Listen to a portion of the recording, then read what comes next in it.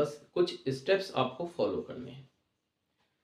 सबसे पहली चीज आप ये समझिए कि लीनियर डिफरेंशियल इक्वेशन का अपना एक पर्टिकुलर फॉर्मेट होता है। dy upon dx plus P Y equal to Q. यहाँ पे y आपका डिपेंडेंट वेरिएबल है x का, y is the function of x। तो आपका dy upon dx plus P Y equal to Q. p और q ये दोनों हमारे x के फंक्शंस हैं जो आपके अलग अलग क्वेश्चंस में अलग अलग गिवन होगा। p भी आपका x का फंक्शन है, q भी आपका x का फंक्शन है और दोनों अलग अलग फंक्शंस होंगे।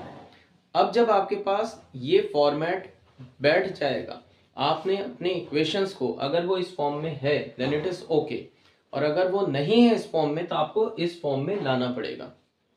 ठीक है, dy upon D X plus P Y equal to Q and out of them जो आपका p पार्ट होता है। अब हम इसके सॉल्यूशन को देखते हैं।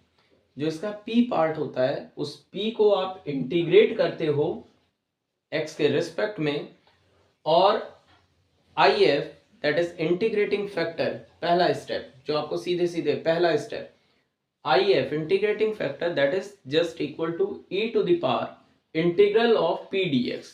और जैसे ही आपने ये IF कैलकुलेट किया आपका सोल्यूशन रेडी है।